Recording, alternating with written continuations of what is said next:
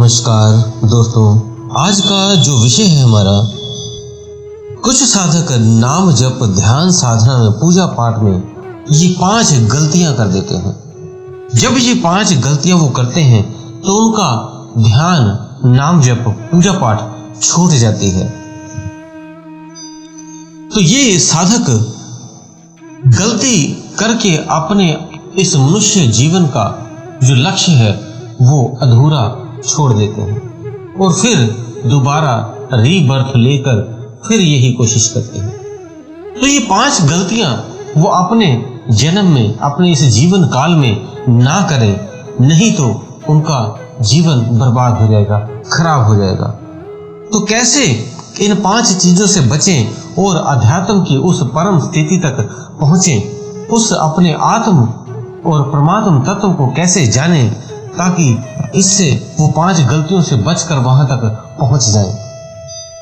तो दोस्तों, आप सभी का हम स्वागत करते हैं अपने चैनल में आत्मा से परमात्मा का सफर। और दोस्तों, अगर आप हमारे चैनल में नए हैं तो आप चैनल को सब्सक्राइब कर लें और बेल बटन को दबा दें, ताकि अध्यात्म की जो भी जानकारियां हम आपको भेजें आप तक पहुंच सके और आप अध्यात्म के आगे बढ़ सके।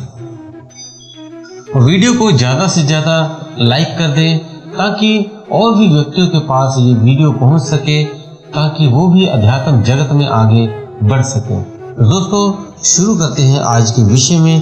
तो क्या वो 5 गलतियां हैं जो प्रत्येक साधक ज़्यादातर कर देते हैं, उनसे कैसे बचना है और क्या गलतियां हैं उस विषय में जानते हैं। तो पहला है, साधक शुरू में ध्यान साधना जब करता है तो ब्रह्म मुहूर्त में उठता है, क्योंकि ब्रह्म मुहूर्त ही ऐसा समय होता है जिसमें वह ध्यान करके उन शक्तियों से शीघ्र ही जुड़ता है और अपनी जो कुंडलिनी शक्ति को वो शीघ्रता से जागृत कर लेता है।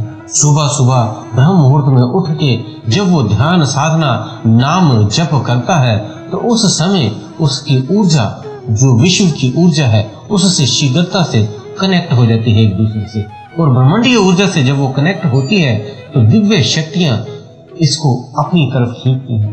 आपकी कुंडली शक्ति जागृत होने लगती है और उस परम सत्ता से जुड़ने लगती है, उस तरफ खींचने लगती है, क्योंकि आत्मा जिसका स्वरूप है उसी को एक दिन पाना है उसने, और उस तरफ इसका खिंचाव धीरे धीरे बढ़ने लगता है। तो ब्रह्म मुहूर्त का समय बहुत ही बेस्ट होता है सभी के लिए। अध्यात्म शक्तियां भी इस समय विचरण कर रही होती है। आपके पितृ, देवी देवता, आपके इष्ट आपके नजदीक ही उस समय गुजरते हैं।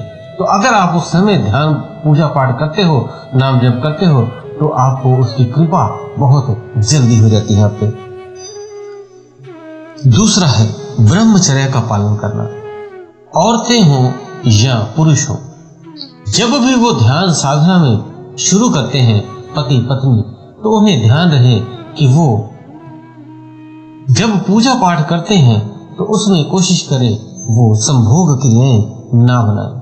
कम से कम 90 दिन तक ऐसा ना करें। जब उन्हें इसकी प्राप्ति हो जाए, उन शक्तियों को आप उनसे जुड़ने लगे, तब इस ग्रह, जो अपना ग्रस्त जीवन है, उसे भी चलाने के लिए आप संभोग कर सकते हैं। उसके लिए आप हफ्ते में या महीने में आप 2 बार ऐसा कर सकते हैं, अन्यथा इसकी जरूरत भी नहीं है, क्योंकि ये ऊर्जा जब आपके पास होती है तो अध्यात्म में आपको ऊर्जा ये बहुत काम आती है। यही एनर्जी आपकी शक्ति को ऊपर की तरफ ले जाती है। ये फ्यूल है, ऊर्जा है, आपकी ईंधन है, जो आपका जो आध्यात्मिक जहाज है वो उड़ाने में आपकी मदद करता है।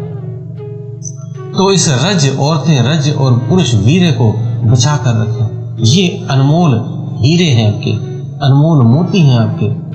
इसे जितना भी आप खजाना कहो, वो आपका खजाना है इस शरीर का, क्योंकि जब आपका ये शरीर होगा तभी आप कुछ कर पाएंगे, इस ग्रस्त जीवन को भोग पाएंगे, कार्य कर पाएंगे और उपलब्धियों को प्राप्त कर पाएंगे। ऐसे ही ध्यान भजन में भी प्राप्त करने के लिए आपको इस शरीर की जरूरत होगी। तो इसके लिए जो एनर्जी है वो होनी पर्याप्त मात्रा में जरूरी है। और जब आपका सूक्ष्म ऊर्जा ये इकट्ठी होती है तो आपके सूक्ष्म जगत में प्रवेश करने के लिए भी यही फ्यूल, यही ईंधन जरूरत पड़ती है। इसे नष्ट ना करें, कोशिश करें। अगर जब संतान की उत्पत्ति चाहते हैं तभी ये संभोग क्रियाएं करें, अन्यथा इसे ना करें। लेकिन फिर भी कई औरतें या उनकी पुरुष जो ध्यान साधना में नहीं है, दोनों में से एक, तो वो आपकी बात को नहीं समझ पाते।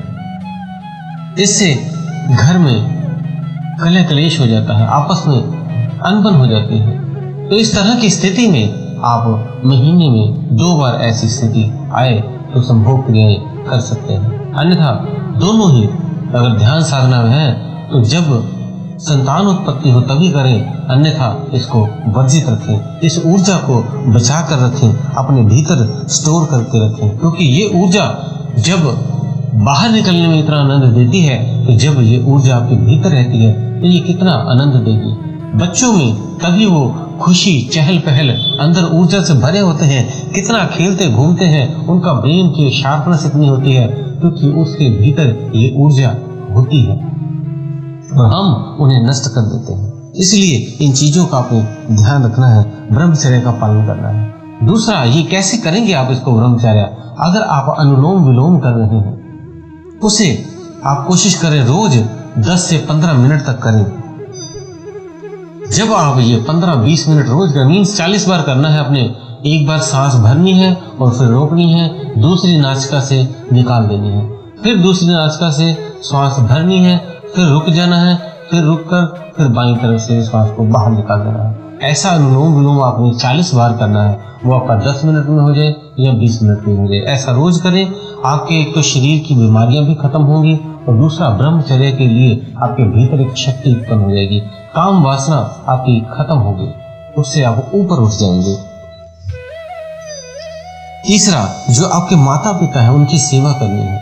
अगर माता पिता आपके बुजुर्ग हो गए हैं तो उनका अपमान नहीं करना है, उनकी सेवा करनी है।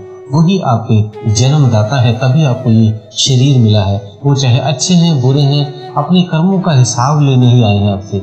इसलिए ये ना सोचे कि उन्होंने हमारे साथ बुरा किया है, उन्होंने हमारे साथ अच्छा किया है। इनको त्याग के एक आत्म रूप में देखें और उनकी सेवा करें। वही आपके जन्मदाता है इस आत्मा के। कई लोग उन्हें वृद्ध आश्रमों में छोड़ देते हैं, वो बिल्कुल गलत है।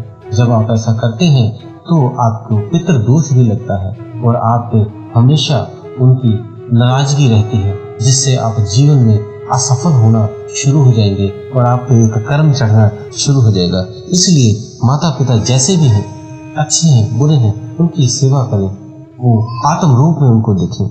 और अगला है, चौथा पॉइंट है, कई जो बच्चे हैं या कई साधक भी हैं वो वीडियो देखते देखते कुछ गलत वीडियो भी देखने लग जाते हैं, जिसे हम पॉर्न वीडियो भी कहते हैं। अश्लील चित्र, अश्लील चलचित्र वीडियो इस तरह की जब देखते हैं तो उनके मन में अलग अलग तरह के विचार आते हैं, जिससे उनकी ऊर्जा नष्ट होनी शुरू हो जाती है और वो अध्यात्म के लिए सबसे खतरनाक काम है। ध्यान भजन में वो आगे नहीं बढ़ पाते, जहाँ पे है वहीं पे रुके रह जाते हैं। इसलिए ध्यान भजन भी करते हैं और उधर से गलत चीजें भी देखते हैं तो वो आगे अपने ध्यान को आगे नहीं बढ़ा पाते। पांचवा है गॉसिप करना, चुगली निंदा करनी। कई औरतों और पुरुषों को आदत होती है बहुत ज्यादा बोलने की। वो गॉसिप करते रहते हैं, घर की बात, ऑफिस की बात, चुटकुले, ऐसे कॉमेडी सीन, ये वो इस तरह की कई बातें करते रहते हैं। और औरतें एक दूसरे की निंदा चुगली में लगे रहते हैं। मेरी सास ने ये कहा, मेरी बहू ने ये कहा, मेरी बहन ने ये कहा, मेरी पड़ोसन ने ये कहा, मेरी सहेली ने ये कह दिया। इस तरह की कई बातों को लेकर वो उलझे रहते हैं सारा दिन, गॉसिप में ही अपना काफी समय बिता देते हैं।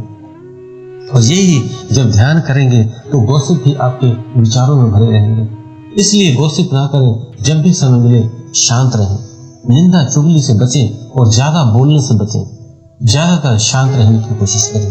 तो ये 5 पॉइंट आपने ध्यान रखने हैं, जिस वजह से आपका ध्यान जो है वो नहीं हो पाता और ध्यान आपका छूट जाता है या कम होता है। जैसे आप गॉसिप नहीं करेंगे निंदा चुगली नहीं करेंगे, आपका अंतःकरण भी शुद्ध होगा और आप ज़्यादा से ज़्यादा ध्यान करेंगे, विचार भी आपको कम आएंगे। ब्रह्मचर्य की शक्ति से, ऊर्जा से आप जल्दी ही शीघ्रता से उसे परम सत्ता तक पहुँचेंगे और अपने माता पिता के अगर सेवा कर रहे हैं उनका आशीर्वाद मिलेगा।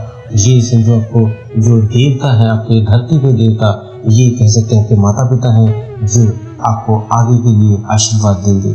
इस तरह का ब्रह्मचर्य का पालन करेंगे, सुबह जल्दी उठेंगे तो ये चीज़ें आपके लिए ध्यान में काफ़ी हेल्पफुल होगी, मददगार होगी। आपको ध्यान छूटेगा नहीं और आप ध्यान से उस परम सत्ता तक पहुंच सकेंगे। दोस्तों, उम्मीद है दी हुई जानकारी से आप संतुष्ट होंगे। फिर भी कोई आपका प्रश्न है तो आप हमें कमेंट बॉक्स में लिख सकते हैं और अगर आपने हमारा फेसबुक और इंस्टाग्राम फॉलो नहीं किया है तो डिस्क्रिप्शन बॉक्स में जाकर वहां से कर लें और कोई प्रश्न हो तो आप हमें ईमेल भी कर सकते हैं। बहुत ज़्यादा ईमेल आ जाती हैं, इसलिए हम कोशिश करते हैं कि जिसका जब भी हमें समय मिलता है तो हम उनके उत्तर उनको देने की कोशिश करते हैं। अगर कई व्यक्तियों का वही सवाल होता है तो हम उसके ऊपर वीडियो ही बना के डाल देते हैं ताकि सभी को उसका उत्तर मिल जाए। इसी के साथ हम विदा लेते हैं। धन्यवाद।